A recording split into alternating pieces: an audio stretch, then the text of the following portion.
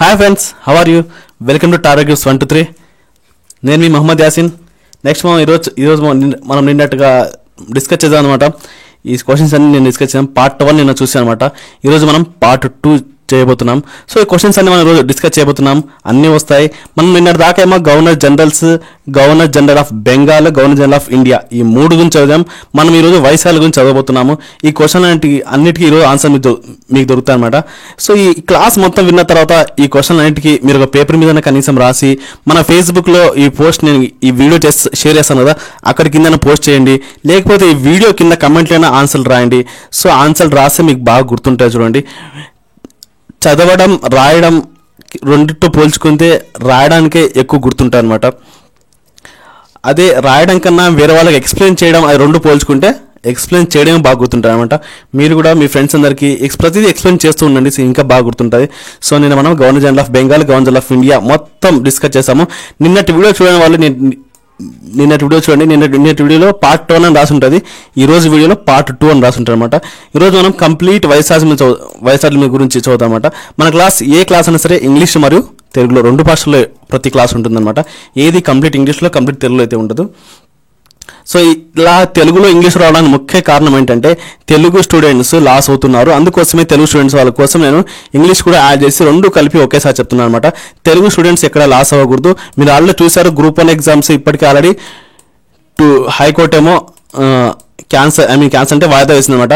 51 తప్పులు వచ్చాయన్నమాట తెలుగు మీడియంలో. సో దానికి సంబంధించి అంటే మీకు ఇంగ్లీష్ మీద కాస్తగా పట్టు ఉన్నా సార్ మీ ఇంగ్లీష్ మీడియంలో క్వశ్చన్ చదివి పెట్టేవాళ్ళు అనమాట. సో అందుకోసమే ముఖ్యంగా తెలుగు మరియు ఇంగ్లీష్ రావడానికి కారణము. ఈ క్లాసెస్ మనం ఈ గవర్నర్ జనరల్స్ గురించి, వైస్రాయ్ గురించి, గవర్నర్ జనరల్ ఆఫ్ ఇండియాల గురించి డిస్కస్ చేస్తూ వచ్చాము. ఈరోజు కూడా డిస్కస్ చేస్తాము.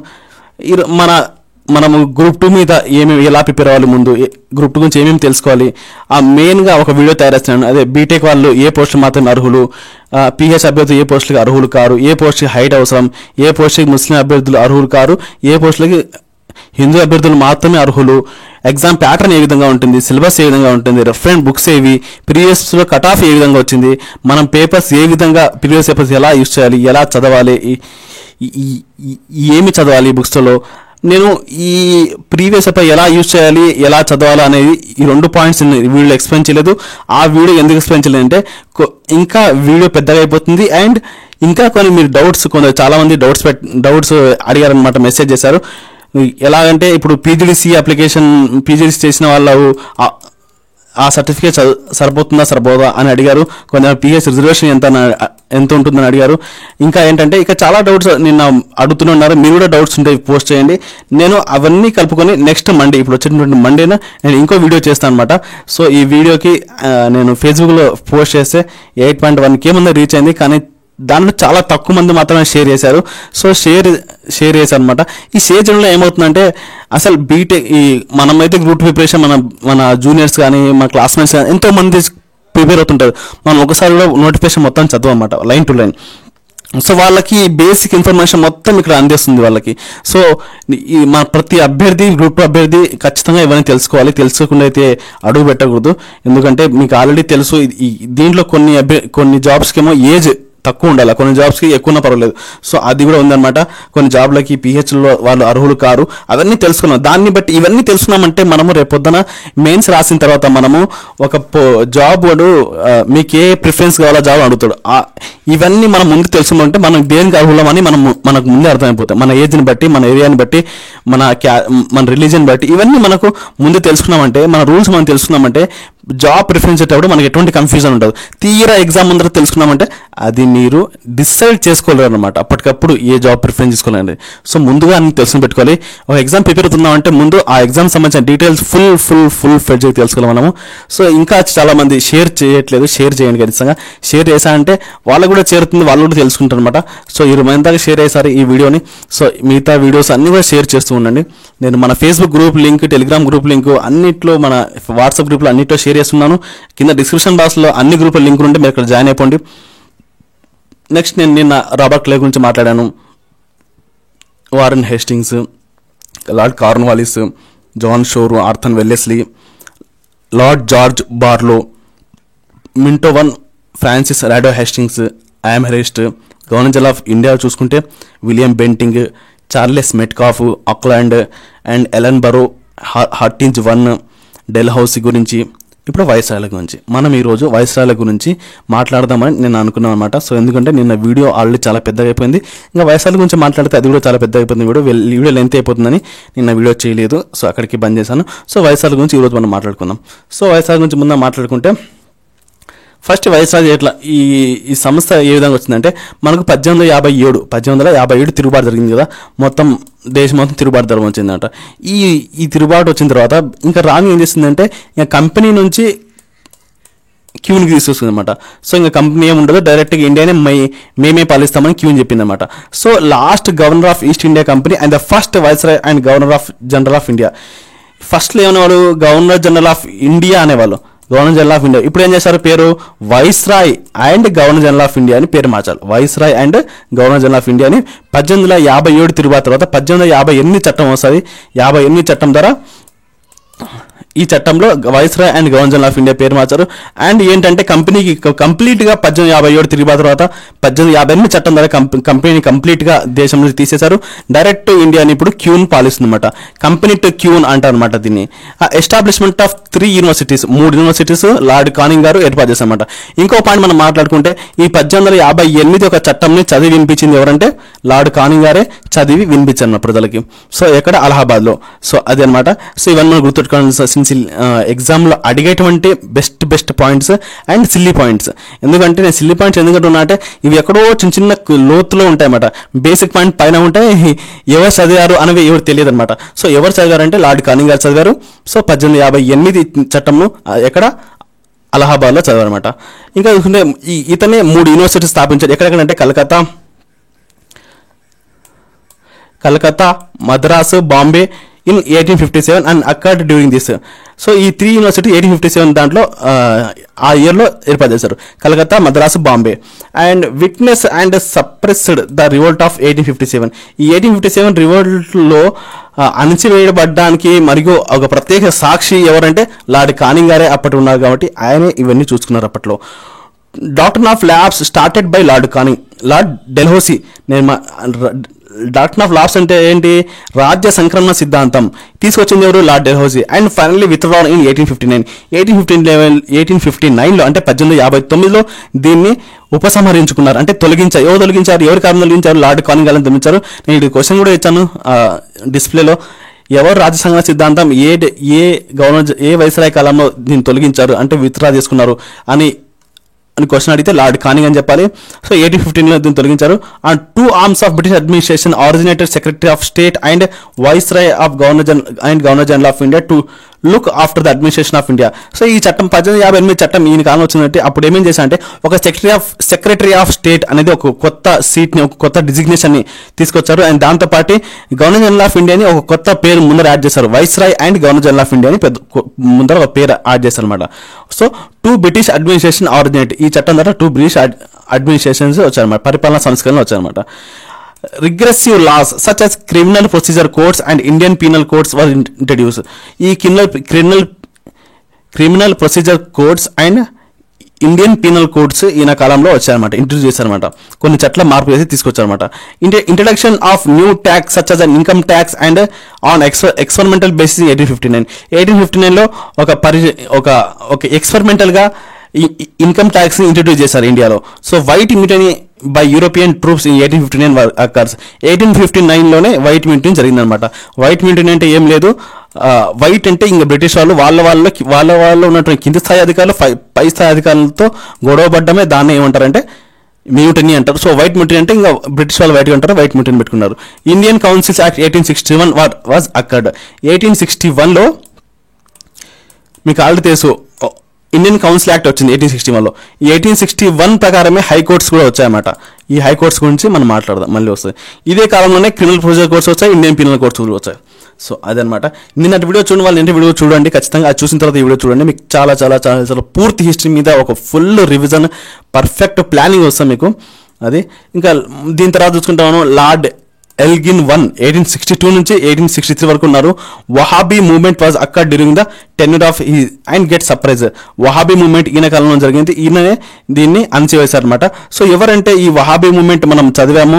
సోషో రిలీజియస్ రిఫార్మ్ మూవ్మెంట్ లో ఒక వీడియో ఉంది మనది, సోషో రిలీజియస్ రిఫార్మ్ మూవ్మెంట్ అని కింద డిస్క్రిప్షన్ బాక్స్ లో ఉంటుంది. సోషో రిలీజియస్ రిఫార్మ్ మూవ్మెంట్ అంటే సామాజిక మత సంస్కరణ ఉద్యమాలు అని కింద ఒక లింక్ ఉంటుంది. ఆ లింక్ లో చూడండి, మీకు ఫుల్ ఎక్స్ప్లెనేషన్ ఉంటుంది, మీరు చూడొచ్చు. బిట్స్ ప్రాక్టీస్ కూడా మీరు అక్కడ చేసుకోవచ్చు అనమాట. ఈతని కాలంలోనే జరిగిందన్నమాట వహాబీ మూవ్మెంట్ గురించి మీకు పూర్తి క్లారిటీ వస్తుంది అక్కడ. అండ్ లార్డ్ లారెన్స్ 1862-1869 ఈ మధ్య ఆయన ఉన్నాడు. Followed a policy of rigid non interference in the Afghanistan called policy of masterly inactivity, setting up of the high courts at Calcutta, Bombay and Madras. 1865లో అంటే 1861 చట్టం ద్వారా 1865లో కలకత్తాలో, బాంబేలో, మద్రాస్లో హైకోర్ట్స్ ఏర్పాటు చేస్తారు. ఎవరి కాలంలో? లార్డ్ లారెన్స్ కాలంలో హైకోర్టులు ఏర్పాటు చేశారు. మనం 1861లో చట్టం ద్వారా వచ్చింది, 1864 వచ్చాయని మాత్రం చదువుకుంటాము, కానీ ఎవరి కాలంలో ఈ హైకోర్ట్స్ వచ్చాయని మనం ఇప్పుడు చదవం అనమాట. సో అందుకోసం లార్డ్ లారెన్స్ కాలంలో ఈ హైకోర్ట్స్ వచ్చాయని మీరు గుర్తుపెట్టుకోండి. నెక్స్ట్ మనం చూసుకుంటే లార్డ్ మేయో ఆర్ నాస్. ఇతని లార్డ్ మేయో అని పిలుస్తారు, కొందరు లార్డ్ నాస్ అని కూడా పిలుస్తారు. ఈయన 1869 నుంచి 1872 వరకు ఉన్నాడు ఈయన. And opening up of the Rajkot college in Kathiawar and Mayo college at Ajmer. So Rajkot college కతియావార్లో ఈయన ఓపెన్ చేశారు. కతియావార్లో రాజ్కోట్ కాలేజ్ ఏర్పాటు చేశాడు. And the Mayo college at Ajmer, అజ్మీర్లో ఏర్పాటు చేశారు. For political training of Indian princes in 1875. So political training ఇవ్వాలా, సో అక్కడ ఉన్నటువంటి రాజులకి అంటే బ్రిటిషర్స్కి అని 1875లో ఈ మేయో కాలేజ్ ఏర్పాటు చేశారు అజ్మీర్లో. And establishment of the statistical survey of India, అక్కడ ఈ Mayo college statistical survey of ఇండియాని ఏర్పాటు చేశారు, ఎస్టాబ్లిష్ చేశారు అనమాట. So establishment of the department of agriculture and commerce. Department of agriculture and commerce ఎవరి కాలంలో నుంచి అమలు జరుగుతుంది అని అడిగితే లార్డ్ మేయో కాలం నుంచి అమలు జరుగుతుంది మనము చెప్పాలన్నమాట. So introduction of the state policy, introduction of state railways. So actual railways ఎవరు ప్రవేశపెట్టాడు? డెల్హౌసీ ప్రవేశపెట్టాడు. బాంబే టు థానే డెల్హౌసీ ప్రవేశపెట్టాడు. ఈ స్టేట్లో రైల్వేస్ ఎవరు తీసుకొచ్చారంటే లార్డ్ మేయో తీసుకొచ్చారనమాట. And first population census 1871. ఇతని కాలంలోనే పాపులేషన్ సెన్సస్ మొట్టమొదటిసారిగా జనాభా లెక్కలు ఎప్పుడు లెక్కించారంటే 1871లో లెక్కించారని చెప్పాలా. ఇది లార్డ్ మేయో యొక్క ఆదేశాల మేరకు ఫస్ట్ పాపులేషన్ తీసుకొచ్చారనమాట. నెక్స్ట్ మనం చూసుకుంటే లార్డ్ నార్త్ బ్రూక్ 1872 నుంచి 1876 దాకా ఉన్నారన్నమాట. So visit of the princes of Wales in 1875 is occurred. Visit of princes of Wales in Wales అనే ఒక దేశం అనమాట. ఆ దేశం ఒక ప్రిన్స్ 1875లో మన దేశానికి అదే యాత్ర కోసం వచ్చారనమాట. And Kuka movement in Punjab was occur during the his tenure. Kuka movement అనేది పంజాబ్లో ఇతని కాలంలో జరిగిందనమాట. ఇతని కాలం నుంచి కుకా మూవ్మెంట్ పంజాబ్లో జరిగింది. సో ఈ వీడియో కూడా ఈ కుకా మూవ్మెంట్ గురించి కూడా మన పాత ఓల్డ్ వీడియోస్లో సోషల్ రిలీజియస్ రిఫార్మ్ మూవ్మెంట్లోనే మనం చెప్పబడింది. సో ఆ వీడియో మీరు చూసుకోవచ్చు, కింద డిస్క్రిప్షన్ బాక్స్లో లింక్స్ ఉంటాయి. అండ్ లార్డ్ లిట్టన్ 1876 నుండి 1880 దాకా 1876 నుంచి 1880 దాకా లార్డ్ లిట్టన్ గారు పరిపాలించారు. ఆయన గవర్నర్ ఆయన వైస్రాయ్గా ఉన్నారు. ఇంకా చాలా మంది డౌట్ వస్తుంటే తెలుగులో ఏం చెప్పట్లేదని, తెలుగులో టీవీని ట్రాన్స్లేట్ చేస్తూ ఉంటే మీనింగ్స్ అన్ని మారిపోతున్నాయి, మీకు ఎక్స్ప్లెయిన్ చేయడం చాలా బాగుండదు అనమాట. సో ఏంటంటే నేను ఇంగ్లీష్లో వర్డ్స్ ఉన్నా కానీ నేను ఎక్స్ప్లెయిన్ చేసేది మొత్తం తెలుగులో ఎక్స్ప్లెయిన్ చేస్తున్నాను. ఇంగ్లీష్ స్టూడెంట్స్కి తెలుగు స్టూడెంట్స్కి ఇద్దరికి ఈజీగా అర్థమవుతుందని. సో లార్డ్ లిట్టన్ 1876 నుంచి 1880 దాకా ఆయన గవర్నర్గా పనిచేశారు. Famine of 1876 and 1878 affecting Madras, Bombay, Mysore, Hyderabad and parts of central India and Punjab was అక్కడ. ఇన్ ఫెమెన్ 1876-78 అంటే 2 సంవత్సరాల పాటు ఫెమెన్ అంటే కరువు ఏర్పడింది అనమాట. ఈ కరువు ఎక్కడికి వచ్చిందంటే Madras, Bombay, Mysore, Hyderabad and some parts of the central India అంటే మధ్యప్రదేశ్ ఆ ప్రాంతంలో అండ్ పంజాబ్లో కూడా ఇది వచ్చిందంట. And famine commission under the presidency of Richard Strachey. ఈ ఫెమైన్ కమిషన్ ఒక కమిటీ ఈ దీనికి నివారించడానికి, దీన్ని ఎలా వచ్చింది అవన్నీ తెలుసుకోవడానికి రిచర్డ్ స్టార్కీ అని ఒక కమిటీ వేశారు, ఒక కమిషన్ వేశారు. 1878లో ఒక కమిటీ వేశారు అనమాట. రాయల్ టైటిల్స్ యాక్ట్ 1878 అని చట్టం తీసుకొచ్చారు. ఇదేంటంటే Queen Victoria assuming the titles of Kaisar i Hind, Queen empress of India అనేది ఈ Kaisar i Hind, Queen empress of India అనే ఒక బిరుదులు రాణి వారు ఇస్తారంట. సో దాన్ని రాయల్ టైటిల్స్ యాక్ట్ 1876 ద్వారా తీసుకొచ్చారంట. మీకు ఆల్రెడీ తెలుసు కైజరీ హింద్ అనే బిరుదు గాంధీ గారు కూడా ఉంది అనమాట. So vernacular press act 1878. So ఎంత ఇంపార్టెంట్ మీకు ఆల్రెడీ తెలిసి ఉంటుంది. వర్నాక్యులర్ ప్రెస్ యాక్ట్ ఈ ఇయర్స్ గురించి ఎప్పుడు వచ్చిందని అడిగాడు. ప్లస్ ఇది వర్నాక్యులర్ ప్రెస్ యాక్ట్ ఎవరు తీసుకొచ్చారు అని కూడా అడిగాడు అనమాట. లార్డ్ లిట్టన్ తీసుకొచ్చారు అనమాట. సో ఆర్మ్స్ యాక్ట్ 1878 కూడా ఇతనే లార్డ్ లిట్టన్ గారు తీసుకొచ్చారనమాట. Arms act 1878. The second Afghan war 1878 to 1880 took place. So second Afghan వార్తో ఈ ఇండో ఆఫ్ఘాన్ అదే మన బ్రిటిషర్స్ మరియు ఆఫ్ఘనిస్తాన్ వారు ఇద్దరు పోటీ. రెండో ఆఫ్ఘాన్ వార్ ఇతని కాలంలోనే జరిగిందనమాట. సో ఇవన్నీ మనం డిస్కస్ చేసుకోవచ్చు. ఇంకా మనం చూసుకుంటే లార్డ్ రిప్పన్ గురించి మనకు చాలా ఇంపార్టెంట్ పర్సన్. అన్ని ఇంపార్టెంట్ అండి. ఈరోజు చెప్పే ప్రతిదీ ఇంపార్టెంట్. వీడియోలో ఇంపార్టెంట్ పర్సన్స్ గురించి వెతికి ఎగ్జామ్ హాల్లో అడిగినటువంటి వాళ్ళు తెచ్చినటువంటి మార్పులకు సంబంధించి నేను అన్ని సెలెక్ట్ చేసి పెట్టాను అనమాట. లార్డ్ రిప్పన్ గురించి మనం డిస్కస్ చేయబోతున్నాం ఈరోజు. Repeal of the vernacular press act 1882 took place. అంటే ఈ వర్నాక్యులర్ ప్రెస్ యాక్ట్ ని ఈ రిప్పన్ వచ్చిన తర్వాత తీసేశారు. అసలు ఈ వర్నాక్యులర్ ప్రెస్ యాక్ట్ అంటే ఏంటి అని మనం తెలుసుకోవాలంటే, వర్నాక్యులర్ ప్రెస్ యాక్ట్ అంటే ఏమీ లేదు. ఫర్ ఎగ్జాంపుల్ మీరు ఒక పత్రిక స్థాపించారు అనుకోండి. ఆ పత్రికలో ఏం ప్రింట్ చేశారు అని ప్రింట్ చేస్తున్నారంటే ముందుగా దాన్ని సెన్సార్ చేయడం. ఇప్పుడు సినిమాలు మనం తీస్తారు, సినిమాలు ఏం చేస్తారు, సెన్సార్షిప్ చేస్తారు అనమాట. కొన్ని సీన్లు కట్ చేస్తారు సినిమాల్లో. సో వీళ్ళు ఏం చేస్తారంటే పత్రికలో ఏమి తమ ప్రభుత్వానికి వ్యతిరేకంగా రాయకుండా మీరు మాతో ఫస్ట్ మాకు చూపించి రాయాల. అదొకటి. రెండో పాయింట్ ఏంటంటే ఎవరు కూడా వేరే భాషలలో పత్రికలు నడిపించకూడదు, ఓన్లీ ఇంగ్లీష్లో నడపాలన్నమాట. సో ఈ చట్టం యొక్క ముఖ్య ఉద్దేశం అనమాట అది వర్నాక్యులర్ ప్రెస్ యాక్ట్ అనేది. The first factory act 1881 to improve the labour conditions enacted. First factory act 1881 ఇతని కాలంలో వచ్చిందనమాట. The government resolution of local self government 1882 was also passed. The resolution pass చేశారు రిప్పన్ గారి కాలంలో. లోకల్ సెల్ఫ్ గవర్నమెంట్ అని తీసుకొచ్చారన్నమాట. So ఈయన ఏమంటా అంటే father of local self government అని కూడా, లోకల్ సెల్ఫ్ గవర్నమెంట్ కూడా అంటారు, father of local self government అని కూడా అంటారు అన్నమాట. ఇది గుర్తుపెట్టుకోవాలి మనం. Continuation of financial decentralisation. Financial decentralisation చేశారనమాట. ఏం చేశా అంటే ఫైనాన్షియల్ డీసెంట్రలైజేషన్ ఏంటంటే, ఫైనాన్షియల్ సెంట్రలైజేషన్ అనుకోండి, పైన ఒక సెంట్రల్ గవర్నమెంట్ ఉంటుంది, కింది వాళ్ళకి నచ్చకపోయినా అవసరం ఉన్నా లేకపోయినా సరే ఎంత ఇచ్చే అంత డబ్బులు ఇంకా ఉన్న దాంట్లోనే ఆ పనులు జరుపుకోవాలన్నమాట. డీసెంట్రలైజేషన్ అంటే ఏంటంటే, ఫర్ ఎగ్జాంపుల్ మనం కింద ఉన్నామంటే మన ఊరు పంచాయతీ ఉన్నాం అనుకోండి, మన ఊరికి రోడ్డు కావాలా ఇంత ఖర్చు అవుతుంది, మన ఊరు ట్యాంకర్ కావాలా ఇంత ఖర్చు అవుతుంది అని ఒక లెక్కసారం వేసి పైకి పంపిస్తారు అనమాట. పంపిస్తే వాళ్ళు ఈ ఊరికి ఇంత కావాలన్న డబ్బులని అంత డబ్బు పంపిస్తారు. దీన్నే డీసెంట్రలైజేషన్ అంటారు. డీసెంట్రలైజేషన్ వల్ల ఏంటి మన లాభాలంటే, డీసెంట్రలైజేషన్ వల్ల మన ఊర్లో ఏం కావాలో మనం రాసి పంపిస్తాం. అదే సెంట్రలైజేషన్ అయితే ఇంకా పై వాళ్ళు ఏది ఇస్తే దాంట్లోనే మనం కట్టుకోవాలా, సగం సమాన్ని కట్టుకోవాల్సి వస్తుంది అనమాట. సో అదే మా decentralisation meaning. And appointment of education commission under the chairmanship of sir William Hunter. Education commission ఏర్పాటు చేశామాట విలియం హంటర్ ఆయన అధ్యక్షతన లార్డ్ రిప్పన్ కాలంలోనే. And Ilbert bill controversy 1883 was accord. Ilbert bill గురించి నేను చాలాసార్లు కూడా మన పాత వీడియోస్, మోడర్న్ హిస్టరీ వీడియోస్ నేను చెప్పాను అనమాట. ఇల్బర్ట్ బిల్ అంటే ఏమీ లేదనమాట. సో ఏంటంటే ఇల్బర్ట్ బిల్ అంటే ఏం లేదనమాట. సో ఏంటంటే ఇప్పుడు కోర్టు ఉందనుకోండి, యూరోపియన్ అదే బ్రిటిష్ అధికారి జడ్జి ఉందనుకోండి, బ్రిటిష్ ఖైదీకైనా సరే, ఇండియన్ ఖైదీకైనా సరే తీర్పు చెప్పచ్చు. కానీ అదే ఇండియన్ జడ్జి ఉన్నా అనుకోండి, ఇండియన్ జడ్జి బ్రిటిష్ అధికారులకు తీర్పు చెప్పకూడదు అనేది ఈ ఇల్బర్ట్ బిల్ అనమాట. సో ఈ ఇల్బర్ట్ బిల్ అనేది నెగ్గలేదు. సో ఈ ఇల్బర్ట్ అనే ఒక వ్యక్తి, గవర్నర్ గారు దాన్ని రాజీనామా చేసి పడేశారు అనమాట, ఆ లోకల్ గవర్నర్స్ అనమాట. సో అది జరిగిందనమాట. లార్డ్ డఫ్రిన్ గారి గురించి మనం మాట్లాడుకోవాలి. లార్డ్ డఫ్రిన్ గారు మనకు చాలా ఇంపార్టెంట్ పర్సన్, మాట్లాడుకున్నాము. అండ్ థర్డ్ బర్మీస్ వార్ అక్కడ ఇతని కాలం థర్డ్ బర్మీస్ వార్ అండి. And establishment of INC Indian national Congress ఇతని కాలంలోనే ఏర్పాటు చేశారు. ఇది మెయిన్ పాయింట్ మనకు. ఇండియన్ నేషనల్ కాంగ్రెస్ 1885 డిసెంబర్ 28 ముంబైలో స్థాపించారు. ఎవరు స్థాపించారంటే హ్యూమ్ స్థాపించాడు.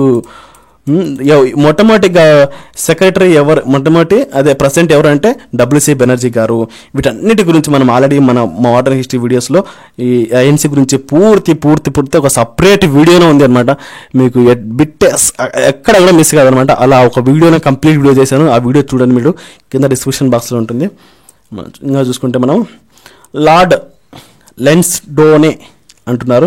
1888 1894లో ఉన్నారన్నమాట. ఆయన 1888 1894లో ఉన్నారు. మనం చూసుకుంటే ఫ్యాక్టరీస్ యాక్ట్ 1891 ఇతని కాలంలో వచ్చింది. Categorisation of civil services as imperialism, provincial and subordinate అక్కడ. సో ఇంపీరియలిజం ప్రొవిన్షియల్ అంటే ఇంపీరియలిజం సెంట్రల్ గవర్నమెంట్లో, ప్రొవిన్షియల్ అంటే స్టేట్లో, అండ్ సబార్డినేట్ వాళ్ళ కింద అవన్నీ ఏర్పాటు చేశారు వీళ్ళు. Indian council act 1892 was enacted. Indian council act ఇతని కాలంలో వచ్చి 1892 ఇతని కాలంలో వచ్చింది. ఫ్యాక్టరీస్ యాక్ట్ 1891 కూడా ఇతని కాలంలో వచ్చింది. సో ఇది గుర్తుపెట్టుకోవాలి. సెట్టింగ్ అప్ ఆఫ్ డ్యూరండ్ కమిషన్ 1893లో అంటే 1893లో డ్యూరండ్ కమిషన్ ఏర్పాటు చేశా. అంటే ఎందుకు ఏర్పాటు చేశా అంటే Durand line between the India and Afghanistan. Now between the Pakistan and Afghanistan మధ్య ఉండింది, అండ్ ఇండియా అండ్ ఆఫ్ఘనిస్తాన్ మధ్య కూడా ఉంది ఇప్పుడు ఈ లైన్ ప్రస్తుతానికి. అండ్ ఇండియా అండ్ ఆఫ్ఘనిస్తాన్ మధ్య ఉన్నటువంటి లైన్ అప్పట్లో ఇండియాకి ఆఫ్ఘనిస్తాన్ మధ్య ఒక లైన్ గీశారన్నమాట. ఈ బార్డర్స్ మీవి మావి అని. సో ఎవరు గీశారు అంటే డ్యూరండ్ అని ఆయన వచ్చి గీశారన్నమాట. దాన్ని డ్యూరండ్ కమిషన్ అంటారు. అది ప్రస్తుతం ఇప్పుడు పాకిస్తాన్ ఆఫ్ఘనిస్తాన్ మధ్య ఉంది, అండ్ దాంతోపాటు ఇండియా అండ్ ఆఫ్ఘనిస్తాన్ మధ్య కూడా ఉంది. అతి తక్కువ బార్డర్ షేర్స్ ఉన్న ఇండియాతో ఏది అంటే ఆఫ్ఘనిస్తాన్ అని చెప్పాలి. అతి ఎక్కువ ఇండియాతో బార్డర్ షేర్స్ ఉన్న ఏది అంటే బంగ్లాదేశ్ అని చెప్పాలి. Okay. So Lord Elgin two 1894-1909 మధ్య ఆయన గవర్నర్గా పనిచేశారు.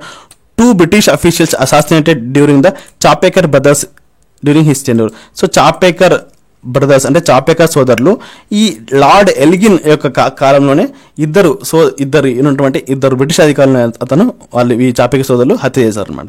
సో లార్డ్ ఎల్గిన్ 2 కాలంలో. ఇది కూడా స్క్రీన్ షాట్ మీద అదే మన డిస్ప్లే మీద క్వశ్చన్ ఉంది. ఇది కూడా మీ డిస్క్రిప్షన్ బాక్స్లో ఆన్సర్ ఇవ్వండి. సో లార్డ్ కర్జన్ గురించి మనం మాట్లాడుకుంటే 1899 నుంచి 1905 వరకు ఆయన పనిచేశారు. Appointment of the police commission 1902 and appointment of police commission under the Sir Andrew Fraser to review the police అడ్మినిస్ట్రేషన్లో తీసుకురావాలంటే కొన్ని రివ్యూ చేయండి, దాని యొక్క చూడండి, దాంట్లో ఏమైనా ఇంకా మార్పులు తీసుకోవాలని సర్ ఆండ్రూ ఫ్రేజర్ని ఒక కమిషన్ ఏర్పాటు చేశారు. దాన్నే పోలీస్ కమిషన్ అంటారు.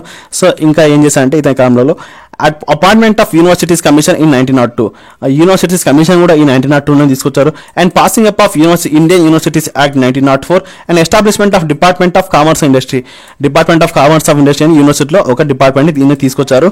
ఆ యూనివర్సిటీ కమిషన్ తీసుకొచ్చారు. పోలీస్ కమిషన్ కూడా సర్ ఆండ్రూ ఫ్రేజర్ అధ్యక్షులు తీసుకొచ్చారు అనమాట. ఇంకా మనం చూసుకుంటే కలకత్తా కార్పొరేషన్ యాక్ట్ 1899లో తీసుకొచ్చారనమాట మొట్టమొదటి కార్పొరేషన్ యాక్ట్.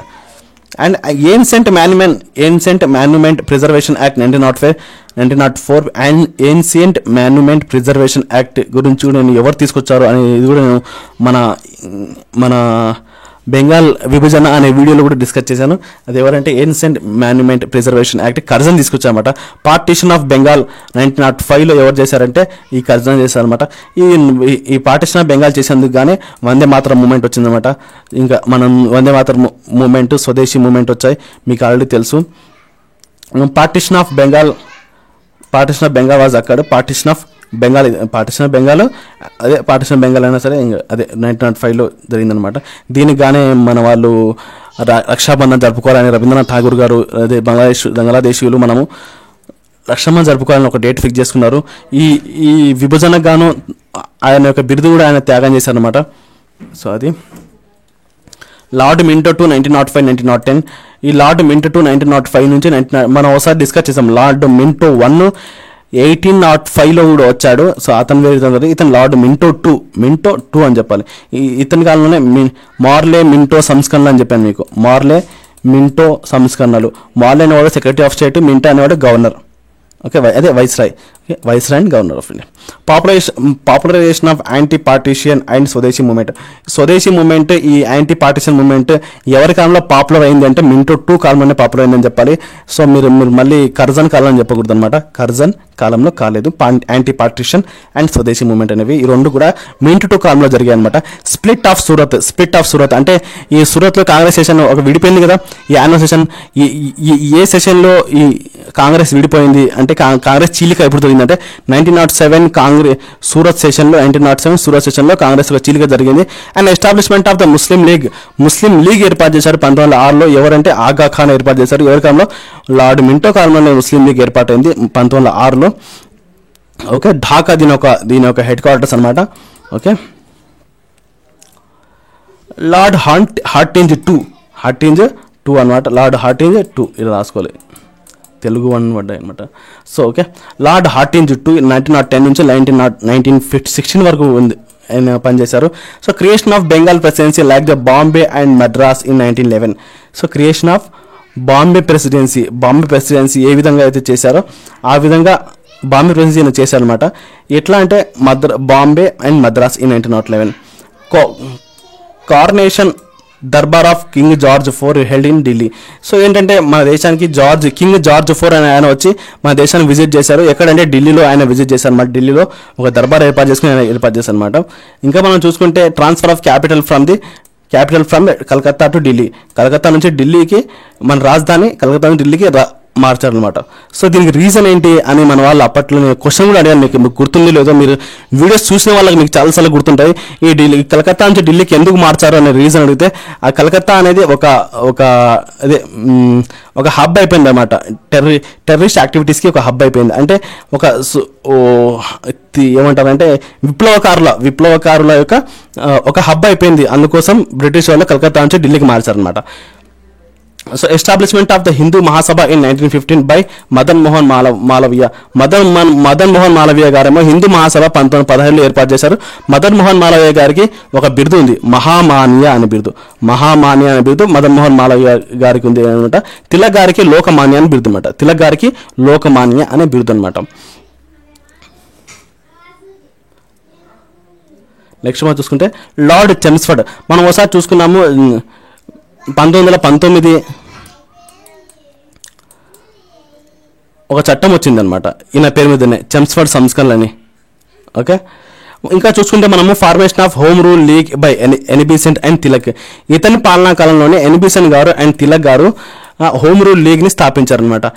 వాళ్ళు ఎక్కడ స్థాపించారు, ఎంత దూరం స్థాపించారు, దేశం అంతా ఎవరు తిరిగారు, వీళ్ళ యొక్క కోశాధికారులు ఎవరు, ఇవన్నీ మనం ఒక సపరేట్ వీడియో ఉంది మనకు, హోమ్ రూల్ మూవ్మెంట్ అని. ఆ వీడియో లింక్ కూడా కింద ఇస్తాను, అది కూడా చూడండి, మీకు రివిజన్ అవుతుంది. నేను అన్ని ఈ వీడియో చెప్తుంటే ఈ వీడియో లెంత్ అయిపోతుంది అనమాట. సో కొన్ని చిన్న చెప్పుకుంటూ వెళ్ళిపోతున్నాను. ఇంకా మనం చూసుకుంటే లక్నో సెషన్ కాంగ్రెస్ 1916లో ఇతని కాలంలో జరిగిందనమాట. లక్నో సెషన్లో మనం ఎందుకు మాట్లాడుతున్నాం సపరేట్గా అంటే, లక్నో సెషన్ 1916లో 1917లో మోడరేట్స్ ఎక్స్ట్రీమిస్ట్స్ ఇద్దరు విడిపోతారు, అంటే కాంగ్రెస్ జరుగుతుంది. కానీ 1916లో వీళ్ళు కలుస్తారు అనమాట. ఏ సెషన్ అది? లక్నో సెషన్. అది విడిపోయింది సూరత్ సెషన్. ఓకేనా, ఈ కాంగ్రెస్ అండ్ ముస్లిం లీగ్ కూడా అదే సంవత్సరంలో అదే సెషన్లోనే కలుస్తారు అనమాట. అండ్ ఫౌండేషన్ ఆఫ్ సబర్మతి ఆశ్రమం యొక్క పునాది కూడా ఈ సంవత్సరంలోనే ఇతని చెమ్స్ఫర్డ్ కాలంలోనే జరుగుతుంది అనమాట.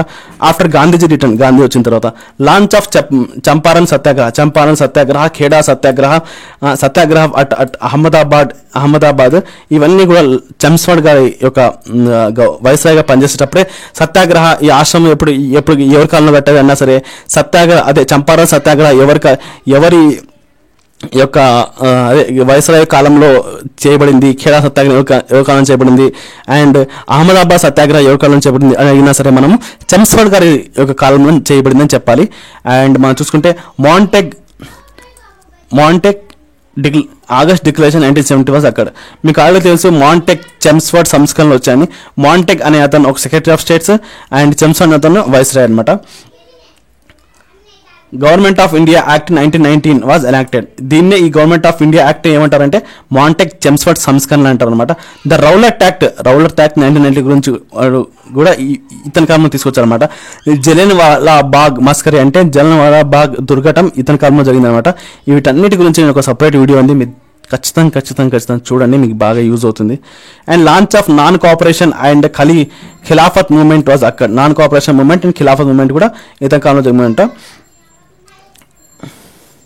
ఫౌండేషన్ ఆఫ్ ఉమెన్స్ యూనివర్సిటీ అటు పూణేలో మొట్టమొదటి ఉమెన్స్ యూనివర్సిటీ 1916లో పూణేలో ఏర్పాటు చేశారు. And appointment of Sadler's commission for reforms in education policy reform తీసుకోవడం కోసం సాడ్లర్ కమిషన్ కూడా ఏర్పాటు చేశారు అనమాట.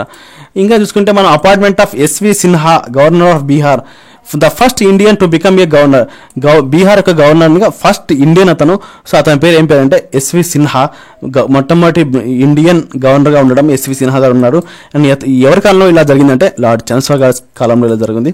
నెక్స్ట్ మనం చూసుకుంటే లార్డ్ రీడింగ్ గురించి మనం ఇప్పుడు చదవబోతున్నాము. చౌరీ చౌరా ఇన్సిడెంట్. చౌరీ చౌరా ఒక సంఘటన 1922 ఫిబ్రవరి 5న జరిగింది. 1922 ఫిబ్రవరి 5న జరిగింది. The subsequent with travel of non cooperation movement, ఇది ఒక నాన్ కోఆపరేషన్ మూవ్మెంట్, ఒక గాంధీ గారు వదిలేయడానికి, వద్దు ఆపేయండి అని చెప్పడానికి కారణం ఏదంటే చౌరీ చౌరా ఇన్సిడెంట్ అనమాట. ఈ చౌరీ చౌరా ఇన్సిడెంట్ అంటే ఏంటంటే, ఫర్ ఎగ్జాంపుల్ గాంధీ గారి నాన్ వైలెన్స్గా ఉండడం అనమాట. ఇక్కడ చౌరీ చౌరా ఏం జరిగిందంటే, ట్యాక్స్ కట్టమని చెప్పారు, దానికి పోలీసు వాళ్ళు లాఠీచార్జ్ చేశారు. ఇంకా ప్రజల్లో కోపం వచ్చేసింది, వాళ్ళు కూడా పోలీసు మీద తిరగబడి పోలీస్ స్టేషన్ కూడా కాల్ చేశారు. సో ఈ కోపంతో బ్రిటిష్ వాళ్ళు కూడా మన ప్రజల్ని కూడా కొద్ది కొట్టారు, వాళ్ళని కూడా చంపేశారు. సో ఈ చౌరసా అంటే మరీ వైలెంట్గా అయిపోతుంది, ఇలా కాకూడదు ఉద్యమము అని గాంధీ గారు ఈ చౌరసా ఇన్సిడెంట్తోనే ఇంకా ఉద్యమం ఆపేయండి అని నాన్ కోఆపరేషన్ మూవ్మెంట్ ఆపేశారు అనమాట. మోప్లా రెబ్లియన్ ఇన్ కేరళ, మోప్లా రెబ్లియన్ గురించి కేరళలో జరిగిందనమాట. సో దీని గురించి మన మోడర్న్ హిస్టరీ వీడియోస్ చాలాసార్లు డిస్కస్ చేశాను. And repeal of press act 1910 and Rowlatt act 1918 అక్కడ.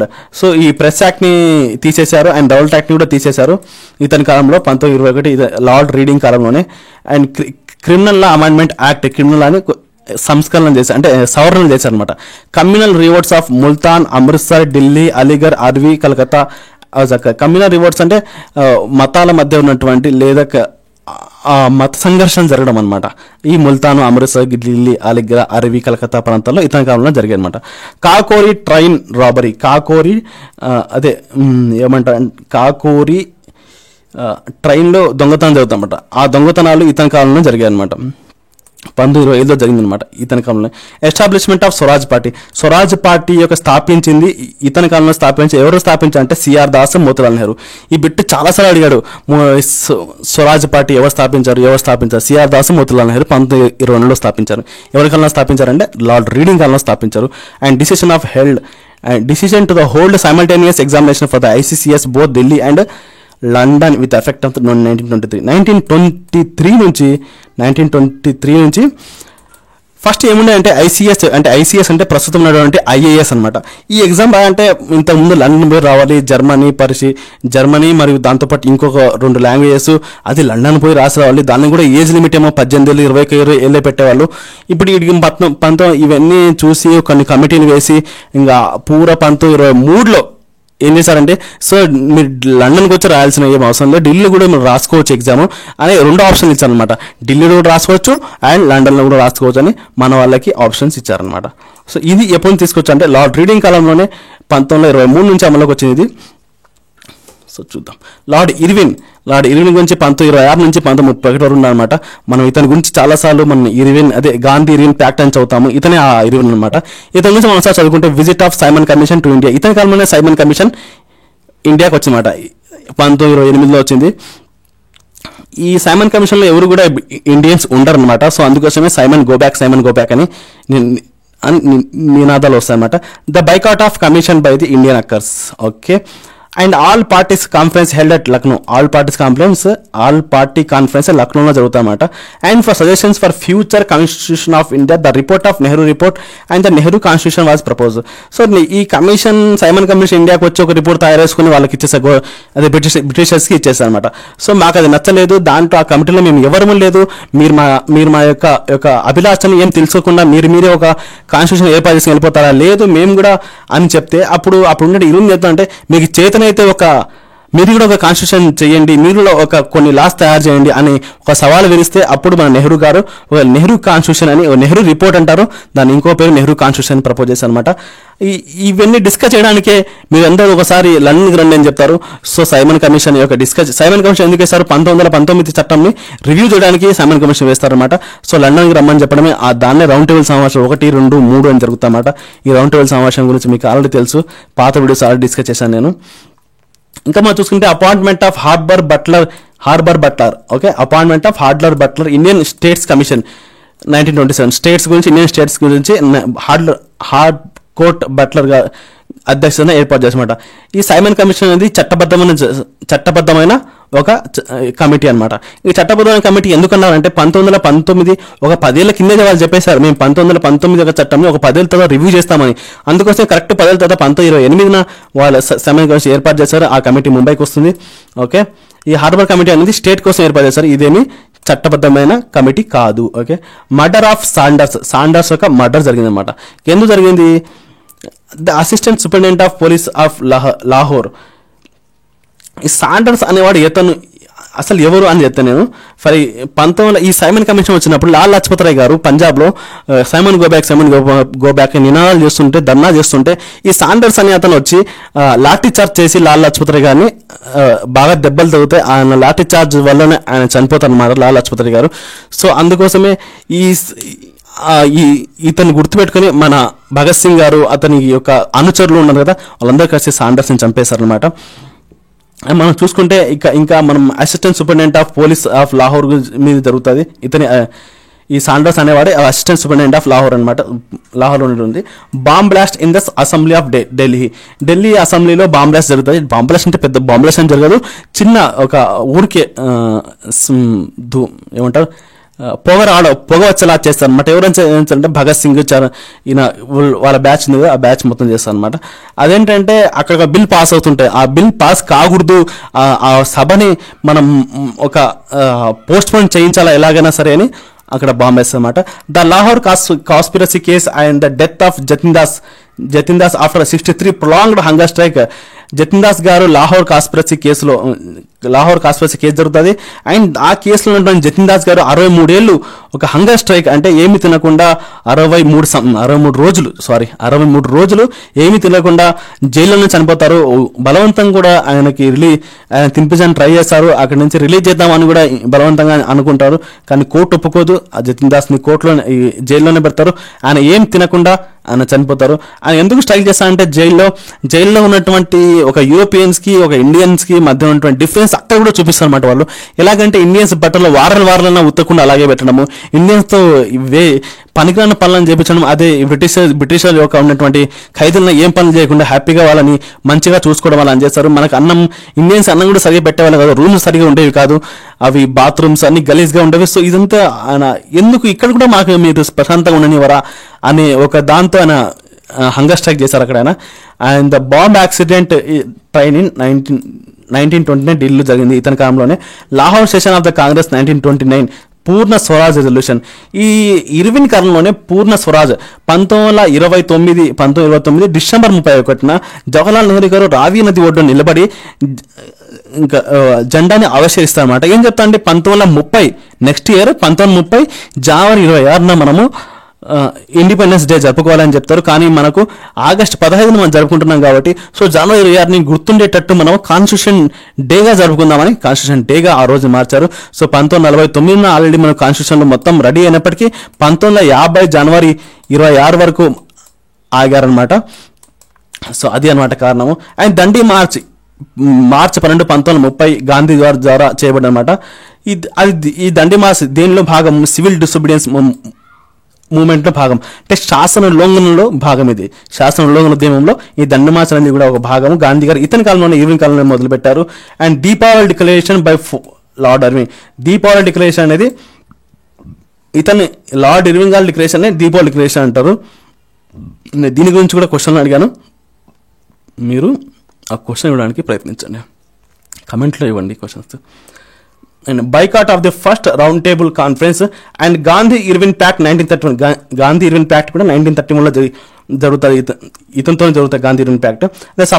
And the suspension of civil disobedience movement in March 1931. So ఇంకా మీరు ఈ సివిల్ డిసోబీడియన్స్ మూవ్మెంట్ మీరు బంద్ చేసి మీరు ఆపేసి మీరు లండన్కి సెకండ్ రౌండ్ టేబుల్స్ కావాల్సి మీరు వెళ్ళాలి అని ఒక ఒప్పందం చేసుకొని ఇర్విన్ గాంధీతో ఈ ఉద్యమం ఆపేలా చేస్తాడు. కానీ అక్కడ పోయిన తర్వాత గాంధీ గారికి సాటిస్ఫాక్షన్ లేదనమాట. సో సపరేట్ ఎలక్టరేట్ తీసుకోవాలని చెప్తే గాంధీ గారు ఒప్పుకోకపోవడంతో ఇంటికి వచ్చేసి మళ్ళీ ఇండియాకి వచ్చేసి సివిల్ డిసోబీడియన్స్ మూవ్మెంట్ని మళ్ళీ వాళ్ళు స్టార్ట్ చేస్తారనమాట. లార్డ్ విల్లింగ్టన్ గారు 1931 నుంచి 1936 వరకు ఆయన పనిచేశారు. సో అతని గురించి మనం మాట్లాడుకుంటే second round table conference and failure of confidence and perception of civil disobedience. ఏంటంటే సెకండ్ రౌండ్ టేబుల్ సమావేశం జరిగేటప్పుడు లార్డ్ విల్లింగ్టన్ గారు ఉన్నారు గవర్నర్గా. And failure of the conference of perception in civil disobedience movement. Second round table సమావేశం జరిగేటప్పుడు Irwin గారే ఉన్నారు. ఇది fail fail of the comprehensive perception of civil disobedience movement ఈయన గారు చెప్పారనమాట. So announcement of communal award in 1932 and the which separate electorate war setup. ఈ 1932లో వచ్చేలోపు సపరేట్ ఎలక్టరేట్ ఇవ్వాలని చెప్పారు కదా.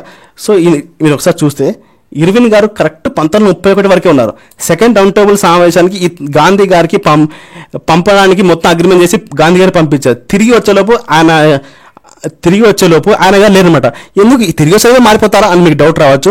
ఎందుకంటే లండన్ పోయి రావాలంటే షిప్లో 3 నెలలు పడుతుంది. అప్పట్లో షిప్లో పోవడానికి 3 నెలలు, రావడానికి 3 నెలలు పడుతుంది. సో అందుకోసమే అప్పట్లో ఈ విల్లింగ్టన్ గారు ఆ మధ్యలో మారిపోయారు. సో సెకండ్ రౌండ్ టేబుల్ సమావేశం అయిపోయిన తర్వాత ఈయన గారు వచ్చారనమాట. సో అందుకోసం సెకండ్ రౌండ్ టేబుల్ సమావేశం ఫెయిల్ అయింది ఈయన అనౌన్స్మెంట్ చేశారనమాట. సో అందుకోసం ఇక్కడ ఆ వాక్యం రాయబడింది. అనౌన్స్మెంట్ ఆఫ్ కమ్యూనల్ అవార్డ్స్ అదే సపరేట్ ఎలక్టరేట్ కమ్యూనల్ అవార్డ్స్ అన్న ఒకటే. సో ఏంటంటే ఇప్పుడు ఫర్ ఎగ్జాంపుల్ 1909లో ముస్లిం సపరేట్ ఎలక్టరేట్ తీసుకోవచ్చు. ఎందుకంటే ముస్లిం జనాభా ఎక్కడ ఎక్కువ ఉందో అక్కడ ముస్లిం వాళ్ళే నిలబడతారు, ముస్లిం అభ్యర్థులే ఓటేస్తారు అనమాట. అది ఇప్పుడు ఇక్కడ ఏంటంటే మన అంబేద్కర్ గారు ఎస్సీ వాళ్ళే ఎక్కువ చోట ఎస్సీ వాళ్ళు నిలబడాలి, ఎస్సీ వాళ్ళే ఓట్ వేయాలి, ఇంకా వేరే వాళ్ళు ఎవరు నిలబడకూడదు అనే విధంగా ఒక అడిగి అక్కడ నుంచి కమ్యూనల్ అవార్డుని తెచ్చుకున్న తర్వాత అది గాంధీ గారికి నచ్చదనమాట. నచ్చకపోవడంతో ఆయన ఎర్రవాడ జైల్లో నచ్చకపోవడంతో గాంధీ గారు ఇంటికి వచ్చేసి మళ్ళీ సివిల్ డిసోబిడియన్స్ మూవ్మెంట్ ఇది ఉద్యమం స్టార్ట్ చేసి గాంధీ గారు అరెస్ట్ చేసి ఎర్రవాడ జైల్లో వేస్తారు. ఎర్రవాడ జైల్లో వేయడం తర్వాత ఈ సపరేట్ ఎలక్టరేట్ అంటే ఇది కమ్యూనల్ అవార్డుకి వ్యతిరేకంగా దీన్ని బంద్ చేయాలి వద్దు అని పూణేలో ఉన్నటువంటి ఎర్రవాడ జైల్లో ఆయన ఏం తినకుండా ఆయన ఫాస్ట్ ఆన్ టు డెత్ చేశారనమాట. సో దీనికి సంబంధించి మన అంబేద్కర్ గారు ఇండియాకి వచ్చిన తర్వాత మళ్ళీ గాంధీ గారితో పూణే ప్యాక్ట్ అంటే పూణేకు వెళ్ళి జైల్లో వెళ్ళి ఇద్దరు కూర్చొని ఒక ఒప్పందం చేసుకుంటారు అనమాట. ఏంటంటే ఈ కమ్యూనల్ అవార్డు తీసేసి అంటే కమ్యూనల్ సపరేట్ ఒక క్యాస్ట్కి ఒక రిలీజియన్కి తీసేసి అందరం కలిసి పోటీ చేద్దాం, ఆ విధంగా కొన్ని ఎక్కువ తీసుకోండి సీట్లు అని అంటే అప్పుడు ఈ ప్యాక్ట్ ముగిస్తారనమాట. అప్పుడే గాంధీ గారు జైల్లోంచి బయటకు వస్తారనమాట. సో థర్డ్ రౌండ్ టేబుల్ సమావేశం కూడా లార్డ్ విల్లింగ్టన్ కాన్ఫరెన్స్ జరుగుతారన్నమాట. అండ్ ఇంకా మనం చూసుకుంటే launch of individual civil disobedience movement 1932 ఇతని కాలంలో జరుగుతుందన్నమాట. గవర్నమెంట్ ఆఫ్ యాక్ట్ 1935 ఇతని కాలంలో వస్తుంది. And establishment of all India Kisan Sabha 1936 Congress socialist party by Acharya Narendra Dev and Jayaprakash Narayan. Congress socialist party ఎవరు స్థాపించారంటే Acharya Narendra Dev and Jayaprakash Narayan. And all India Kisan Sabha ఇతని లార్డ్ విల్లింగ్టన్ కాలంలో వచ్చింది. And government of India 1935 Willingdon కాలంలో వచ్చింది.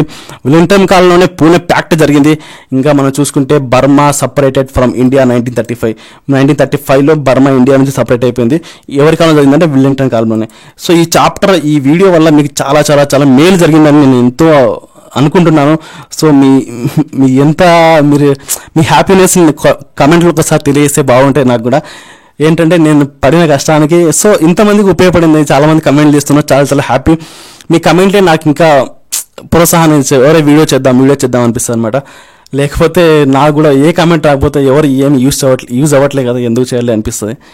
సో ఏదైనా సరే మీ కమెంట్స్ నాకు పుష్ ఇస్తుంటాయి అనమాట. సో నెక్స్ట్ చూసుకుంటే మనం లార్డ్ లిన్ లిత్గో 1936-1944 ఆయన వచ్చాడు. ఫస్ట్ జనరల్ ఎలక్షన్స్ 1936-1937లో జరిగాయి అనమాట. అక్కడ Congress gained majority in 5 provinces and formed కోalition in 3 other provinces. అంటే మొత్తం 8 ప్రావిన్స్లలో పోటీ చేసే కాంగ్రెస్ 5 సొంతంగా మెజార్టీ వచ్చింది. 3 కోalition అంటే వేరే పార్టీలతో కలుపుకొని అంటే సమాఖ్య అంటారు కదా, వేరే పార్టీతో సపోర్ట్ తీసుకుని నిలబడ్డాన్ని కోalition గవర్నమెంట్ అంటారు అనమాట.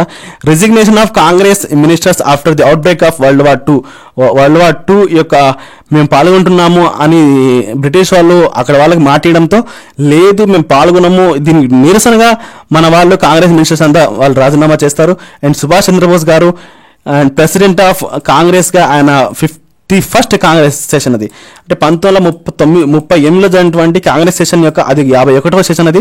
ఆ సెషన్కి అతను సుభాష్ చంద్రబోస్ గారు అధ్యక్షత వహిస్తారు. And resignation of Congress Bose in 1939 next year కూడా సుభాష్ చంద్రబోస్ గారు పోటీ చేస్తారు. కానీ సుభాష్ చంద్రబోస్ గారు గెలుస్తారు. కానీ ఆ గెలవడం గాంధీ గారికి ఇష్టం ఉండదు. కానీ వాళ్ళకి సుభాష్ చంద్రబోస్ గారికి పోటీగా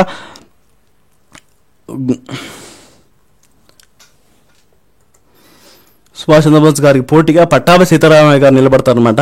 సో పట్టాభి సీతారామయ్య గారికి ఏమో గాంధీ గారి సపోర్ట్ ఉంటుంది, కానీ పట్టాభి సీతారామయ్య గారు ఓడిపోతారు, కానీ బోస్ గారు గెలుస్తారు. అయినప్పటికీ గాంధీ గారు నారాజుగా అంటే నేను గెలవలేదు అనే ఉదాసీనత ఉంటే బోస్ గారు దాన్ని రాజీనామా చేసేస్తారు. ఐఎన్సీకి రాజీనామా చేసేసి ఆ మిగిలిన కాలాన్ని గాను బాబు రాజేంద్ర ప్రసాద్ గారు ఆ మిగిలిన కాలానికి ఐఎన్సీ కాంగ్రెస్కి అధ్యక్షత వహిస్తారు. And formation of Forward Bloc పార్టీని ఏర్పాటు చేస్తారు 1939లో. ఫార్వర్డ్ బ్లాక్ పార్టీ ఎవరు ఏర్పాటు చేస్తారు అంటే సుభాష్ చంద్రబోస్ గారు ఏర్పాటు చేస్తారు. ఇవన్నీ మీకు డీటెయిల్గా మీకు మన మోడర్న్ హిస్టరీ వీడియోస్లో ఆల్రెడీ డిస్కస్ చేశాను. అండ్ లాహోర్ రెజల్యూషన్ ఫర్ 1940 మార్చ్లో లాహోర్ రెజల్యూషన్ జరుగుతుంది. Muslim league demand for separate state for the ముస్లిమ్స్కి ఒక సపరేట్ స్టేట్ కావాలని 1940 మార్చ్లో లాహోర్ సెషన్లో వాళ్ళ యొక్క ముస్లిం లీగ్ యొక్క సెషన్లో వాళ్ళందరూ ఏమంటారంటే ఒక రెజల్యూషన్ పాస్ చేసుకుంటారు, మాకు సపరేట్ దేశం కావాలని. లాహోర్ రెజల్యూషన్ అంటారు దాన్ని. మార్చ్ 1940లో జరిగిందనమాట. ఆగస్ట్ ఆఫ్ 1940లో జరుగుతుంది. By the viceroy Lord Linlithgow criticism by the Congress and endorsement by the Muslim league. August offer ఎవరి కాలంలో వచ్చిందంటే లార్డ్ లిన్ లిత్గో కాలంలో వచ్చిందనమాట. And Vincent Churchill was elected as the prime minister of England. Vincent Churchill గారు prime minister ఆఫ్ ఇంగ్లాండ్గా ఆయన elect అవుతారు 1940లోనే. And escape of Subhash Chandrabose from India నుంచి సుభాష్ చంద్రబోస్ గారు ఇండియా నుంచి ఎస్కేప్ అయిపోతారు, అంటే పారిపోయి రష్యాతో జర్మనీతో కలిసి లాస్ట్కి జపాన్తో కలిసి జపాన్ వాళ్ళు ఈ సింగపూర్లో ఉన్నటువంటి మన ఇండియన్ నేషనల్ ఆర్మీకి పంపిస్తారు. అక్కడ ఉన్నటువంటి ఒక ఆర్మీ యొక్క లీడర్గా ఆయన వ్యవహరించి మన దేశం ఎలా చేశారో దాని గురించి నేను మొత్తం ఒక వీడియోలో చేశాను. సుభాష్ చంద్రబోస్ గారి ఒక పేరు ఉంటుంది తమ్నైల్లో, ఆ పేరు నా వీడియో మీరు చూడండి, మీకు చాలా డీటెయిల్గా ఉంటుంది ఆ video. And Cripps plan to offer dominate status to India and setting up of a constituent assembly and its rejection by the Congress. మనం సెట్టింగ్ అప్ క్రిప్స్ మిషన్ వస్తుంది. ఆ క్రిప్స్ మిషన్ ఏంటంటే మేము డొమినియన్ స్టేటస్, మీకు సొంతంగా మీరే పరిపాలించుకుని మీకు స్థానం ఇస్తాము అని చెప్పినా సరే మన కాంగ్రెస్ గవర్నమెంట్ ఏం చేస్తుందంటే దాన్ని రిజెక్ట్ చేస్తుంది. అప్పట్లో కాంగ్రెస్ ఐఎన్సీ రిజెక్ట్ చేస్తుంది. గాంధీ గారు కూడా ఏం చెప్తారంటే ఇదొక క్రషింగ్ బ్యాంక్ అని ఒక చెక్ డేట్ అయిపోయిన చెక్ అవుట్డేటెడ్ చెక్ తీసుకొచ్చారు మీరు, ఇప్పుడు మీకు చెక్ మాకేం అవసరం లేదు, మీకు దేశం వదిలి వెళ్లాల్సిందే అని గాంధీ గారు రిప్లై చేస్తారు అనమాట. And passing A quit India resolution by Congress 1942 and out break of August resolution and revolt of 1842 after the arrest of national leaders. And August quit India resolution కూడా పాస్ చేసుకుంటారు 1940లోనే. ఇతని కాలంలోనే క్విట్ ఇండియా రెజల్యూషన్ కూడా pass అవుతుంది. Quit India యొక్క slogan అంటే do or die అని పెట్టారు. ఆ కాలంలో ఇంకా మెయిన్ లీడర్స్ అందరికీ గాంధీని జవహర్లాల్ నెహ్రూ వీళ్ళందరినీ గవర్నమెంట్ అరెస్ట్ చేస్తుంది. అరెస్ట్ చేయడం వల్ల క్విట్ ఇండియా మూమెంట్ ముందుకి సాగలేకపోతుంది. కానీ అది మొత్తం ఒక యూత్ ముందు నుండి నడిపిస్తామంటే అదే కాలంలో గాంధీ గారి భార్య కూడా చనిపోతారు. And divide and quit slogan at Karachi session by Muslim league ఏం చేస్తుందంటే 1944లో డివైడ్ అండ్ క్విట్, మనందరం విడిపోయి సంతోషంగా ఉన్నాం, విడిపోయి క్విట్ అవుదాం అనే స్లోగన్తో కరాచీ సెషన్ వాళ్ళు ఒక స్లోగన్ పెట్టుకుంటారు ముస్లిం లీగ్ లో. 1944లో జరిగిందనమాట. ఇవన్నీ మీకు చాలా చాలా ఇంపార్టెంట్ అనమాట. ఒకే దాంట్లో మీకు అన్ని కవర్ అవుతున్నాయి. సో హ్యాపీ, నాకైతే మీకు అందరు చాలా యూజ్ అవుతున్నాయి అనుకుంటున్నా. చాలామంది మెసేజ్ చేస్తున్నారు. So happy, thank you. And lord Wavell గారు 1944 నుంచి 1947 దాకా ఆయన పరిపాలించారు, అంటే ఉన్నారు. సి రాజగోపాలాచారి అధ్యక్షత సిఆర్ ఫార్మా 1944లో వచ్చింది. ఆయన ఈతన్ కాలంలోనే సిఆర్ ఫార్మ్లో ఏర్పాటు చేస్తామన్నమాట. నేను ఆల్రెడీ క్వశ్చన్ అడిగాను, తమిళలో ఉంది, దీనికి మీరు కమెంట్ చేయండి. And failure of Gandhi Jinnah pact ఏంటంటే, ఈ ప్యాక్ట్ ఏంటంటే దీని యొక్క ముఖ్యాంశం ఏంటంటే గాంధీ జిన్నా ఏంటంటే ఇంకా గాంధీ గారు దేశం విడిపోకూడదని, జిన్నా గారేమో దేశం విడిపోవాల్సిందేని. సో ఇంకా జిన్నా గారు ఏమో వినలేదు. సో వినకపోవడంతో దానికి failure of Gandhi Jinnah pact అని పేరు పెట్టారు. చూస్తుంటే Wavell and the Shimla conference, Wavell plan and Shimla conference took place. Lord Wavell కాలంలోనే వెవెల్ ప్లాన్ వచ్చింది అండ్ సిమ్లా కాన్ఫరెన్స్ కూడా జరిగింది. And end of World War two కూడా ఎండ్ అయిపోయింది ఇతని కాలంలోనే. And proposals for the cabinet mission 1946 proposals వచ్చాయన్నమాట. క్యాబినెట్ మిషన్ గురించి పూర్తిగా ఫుల్ డీటెయిల్గా క్వశ్చన్ గురించి ఎక్స్ప్లెనేషన్ పూర్తిగా ఇచ్చాను లాస్ట్ వీడియోలో. అంటే క్యాబినెట్ మిషన్ తమ్ముని రాసి ఉంటుంది ఇంగ్లీష్లో తెలుగులో, ఆ వీడియో చూడండి. And acceptance by the Congress. Observance of direct action day ఇతర కాలంలో తీసుకురాబడింది August 16, 1948 by the Muslim league. ఏం చెప్పంటే ముస్లిం లీగ్ డైరెక్ట్ యాక్షన్ తీసుకోవాలి. సో మమ్మల్ని ఎందుకంటే క్యాబినెట్ మిషన్ పాకిస్తాన్ని అప్రూవ్ చేయలేదు, పాకిస్తాన్ ఇవ్వము అందరూ కలిసి ఉండాల్సిందని చెప్పింది. దానికి ముస్లిం లీగ్ వాళ్ళ కోపం వచ్చింది, అరే మాకు మీరు దేశం ఇవ్వరా బాబు అని మొత్తుకుంటుంటే వినరాని దేశం మొత్తంగా ఈ డైరెక్ట్ యాక్షన్ డే ప్లాన్ ఏంటంటే మత ఘర్షణలు జరిగాయన్నమాట. ఇంకా ధర్నాలు కొట్టి ఇంకా చంపడం ఇలాంటివి జరిగాయన్నమాట ఆ రోజు. దాన్ని డైరెక్ట్ యాక్షన్ డే అని వాళ్ళు పేరు పెట్టుకున్నారు. Elections to the constituent assembly and formation of interior government. Constituent అసెంబ్లీకి ఎలక్షన్ జరిగాయి and formation of interior government వచ్చిందన్నమాట. కాంగ్రెస్తో ఒక గవర్నమెంట్, ఒక స్మాల్ గవర్నమెంట్ ఏర్పాటు చేసుకున్నారు 1946 సెప్టెంబర్ 2న. దీని గురించి కూడా నేను ఎక్స్ప్లెయిన్ చేశాను. ఇంటీరియర్ గవర్నమెంట్ ఏర్పాటు చేస్తున్నారు. ఎవరు జవహర్లాల్ నెహ్రూ ప్రైమ్ మినిస్టర్గా ఒక గవర్నమెంట్ ఏర్పాటు చేసుకున్నారు. Okay. And announcement of the end of the British rule in India and Clement Attlee the prime minister of England February 20, 1947 February 20 ఏం చెప్పాడంటే మేము ఇండియాలో బ్రిటిష్ ఇండియా ఇంకా అంతమైపోతుంది అని ఒక అనౌన్స్మెంట్ చేశామన్నమాట February 20, 1947. నెక్స్ట్ మనం చూసుకుంటే లార్డ్ మౌంట్ బటన్ గారికి ఇండియాకు పంపించారనమాట. ఓరా బాబు నువ్వు పోయి ఇంకా ఇండియాకు అదొకటి ఇంకా స్వాతంత్రం చేసి రాపో, 1 year టైం ఇచ్చారనమాట. 1948 వరకు టైం ఇచ్చారు. కానీ ఏం చేశారంటే 1947 జూన్కి అయినా మొత్తం ఆయన పని మొత్తం అయిపోతుంటారు. ఇంకా ఇక్కడ గొడవలు ఇవన్నీ చూడలేక ఆయన తొందరనే స్వాతంత్రం ఇచ్చేసి వెళ్ళిపోతారు అనమాట. కొందరేమో దేశం విడిపోవాలని, కొందరేమో దేశం విడిపోకూడదని. సో ఈ ఘర్షణల మధ్య ఇంకా ఈయన ఏమో తొందరగా ప్లాన్ వచ్చిన వెంటనే ఇంకా June 3 ప్లాన్ అంటారు. June 3కి మొత్తం తీసేసుకున్నాడు అనమాట. ఇంకా ఏంటంటే ఈయన చేసిన పనులు ఏంటంటే introduction of Indian independence bill in the house of Commons. Indian independence bill ఎప్పుడు July 18, 1947 అదే బ్రిటిష్ యొక్క పార్లమెంట్ అనేటువంటి Indian house of Commons bill ప్రవేశపెడతారు. అది ఆ రోజే July 18 ఆమోదించబడుతుంది. అండ్ August 15 మనకు స్వాతంత్రం ప్రకటిస్తారనమాట. And appointment of 2 boundary commissions Cyril Radcliffe రేఖ అంటారు. అంటే ఇప్పుడు బెంగాల్ ఉంది మనకు, ఫర్ ఎగ్జాంపుల్ ఈ ఇండియా ఉంది అనుకోండి, ఇండియా ఇట్లా ఉంది అనుకోండి, బెంగాల్ ఇక్కడ ఉంది అండ్ పంజాబ్ ఇక్కడ ఉంది. సో పంజాబ్లో మొత్తం ఎవరికి పోవాలా అనేది, ఏ భాగం ఎవరికి పోవాలనేది ఈ సిరిల్ రాడ్క్లిఫ్ గారిని పిలిపించి ఒక గీత గీయించామట. సో ఇదంతా మీకు పోతుంది, ఇదంతా వాళ్ళకోసారి. అందుకోసం మనకు వెస్ట్ పంజాబ్ అంటారు, వాళ్ళకి ఈస్ట్ పంజాబ్ అంటారు. 1971 దాకా ఈ బంగ్లాదేశ్ పాకిస్తాన్ అనేవాళ్ళు, ఇక్కడ పాకిస్తాన్ అనేవాళ్ళు 71లో యుద్ధం జరిగేసి ఆ యుద్ధానికి బంగ్లాదేశ్కి స్వాతంత్రం తీసుకొచ్చి వాళ్ళు స్వాతంత్రం తెచ్చుకొని బంగ్లాదేశ్ అని పేరు పెట్టిందన్నమాట. సో అప్పటిదాకా మనం ఒకప్పుడేమో పాకిస్తాన్, బంగ్లాదేశ్, ఇండియా అంతా కలిసి ఉండేవాళ్ళంట. అవిభక్త భారతదేశం అంటారు దాన్ని. సో బెంగాల్ని, పంజాబ్ని విడగొట్టడానికి సార్ రాడ్క్లిఫ్ రేఖని ఆ కమిషన్ని ఏర్పాటు చేస్తాను అనమాట. సో మొత్తం ఇంకా మీకు తెలిసింది చెప్పేది అవసరం లేదు. మొత్తం governor general of India and viceroy గురించి మొత్తం బ్రీఫ్ కాదు, మొత్తం ఇన్డెప్త్గా మోడర్న్ హిస్టరీ మొత్తం ఎక్స్ప్లెయిన్ చేశాము. ఈ 2 వీడియోలు చూసే చాలు మీకు ఇంకా రివిజన్ అవుతుంది. ఇంకా అంటే మన ఫ్రెండ్స్ అందరికీ చెప్పండి అనమాట. మన మోడర్న్ హిస్టరీ వీడియోస్ అన్ని MCQ ఎక్స్ప్లెనేషన్తో సహా మొత్తం మన వీడియోస్ ఇక్కడ ఫ్రీగా అందుబాటులో ఉన్నాయి. అందరికి షేర్ చేయండి. ఫస్ట్ ఆఫ్ ఆల్ మీరు ఎంత షేర్ చేసి ఉంటే, ఎంతమందికి ఇది వెళ్తూ ఉంటే నాకు కూడా ఒక ప్రోత్సాహం అన్నమాట. అరే నేను చేసే వీడియోస్ చూస్తున్నారులే, సో వేస్ట్ అయితే కావట్లేదు కదా అనిపిస్తుంటుంది. సో దయచేసి అందరూ షేర్ చేయండి. మన వీడియోస్ ఒక 16-17 వీడియోస్లోనే మీకు అన్నీ మీకు మోడర్న్ హిస్టరీ మొత్తం మీకు ఎక్స్ప్లెయిన్ అయిపోతుంది అనమాట. సో ఇన్ డెప్త్ మీరే చూస్తుంటారు, ఈ పాత వీడియోస్ అన్ని మీరు చూస్తుంటారు ఆల్రెడీ. చూసిన వాళ్ళకి అర్థమై ఉంటుంది నా వీడియోస్ ఎంత డెప్త్ ఉంటాయో. సో నేను please share to your friends and వాళ్ళందరూ చెప్తేనే కదా మన ఛానల్ గ్రో అయ్యేది. అండ్ ఛానల్ గ్రో అయితే కదా నాకు కొద్దిగా కాన్ఫిడెన్స్ వచ్చి మళ్ళీ నేను ఇంకా మంచి మెటీరియల్ చేయాల్సింది. ఇంకో పాయింట్ ఏంటంటే, నేను ఒకటి గుర్తుపెట్టుకోండి, నేను ఇక్కడ ఏమి డబ్బు కోసం చేయట్లేదు, మీరేం నాకు డబ్బులు ఏం వేయట్లేదు. నేను చదువుకోవాలి, ప్లస్ మీకు కూడా నేను మంచి మెటీరియల్ ప్రొవైడ్ చేస్తున్నాను. నాకు 2 పనులు ఉన్నాయి. ఒకటి నేను చదువుకోవాలి, నేను కూడా జాబ్ కొట్టాలి. మీకు కూడా జాబ్ కొట్టడానికి మంచి మెటీరియల్ అందిస్తున్నాను. మీరే ఒకసారి చూడండి, ఈ Group 2 ప్రిపరేషన్ ఎలా చేయాలి అనే దాని మీద నేను చేసినంత వీడియో ఎవరైనా చేశారో చూడండి. యూట్యూబ్ మొత్తం సెర్చ్ చేయండి. మీకు బుక్స్ ఎవరైనా రెఫర్ చేశారా? ఎవరైనా మీకు కట్ ఆఫ్ మార్క్స్ చెప్పారా? తెలుగు అకాడమీ బుక్స్ మాత్రమే మనకు మంచి ప్రామాణికమైన బుక్స్. అందరూ అనుకుంటుంటారు ఏ వీడియో ఓపెన్ చేయండి ప్రైవేట్ బుక్స్ చెప్తారు. మీకు ప్రైవేట్ బుక్స్ తప్పు ఉంటే మిమ్మల్ని పట్టించుకోడు. అదే తెలుగులో తప్పు ఉన్నా సరే అదే కరెక్ట్. అదే తెలుగు అకాడమీ బుక్లో తప్పున్నా సరే అది కరెక్ట్ అంటారు అనమాట. సో తెలుగు అకాడమీ బుక్స్ చాలా ప్రామాణికమైన బుక్స్. అవి యాక్చువల్ ఎవరు చెప్పరా అండి బుక్స్ మీకు, ఎందుకంటే ఎక్కడ మీరు బాగుపడిపోతారని అనమాట. సో ఎందుకంటే అవన్నీ వాళ్ళు చదివేసి పెట్టుకుంటారు. నాకైతే అలాంటివన్నీ ఏం లేవు. మీకు మంచి మెటీరియల్ అందించాలని నేను నా శాశక్తితో నేను ప్రయత్నిస్తున్నాను. సో మన నోబెల్ ప్రైజ్ గురించి చాలా డెప్త్గా చెప్పాను.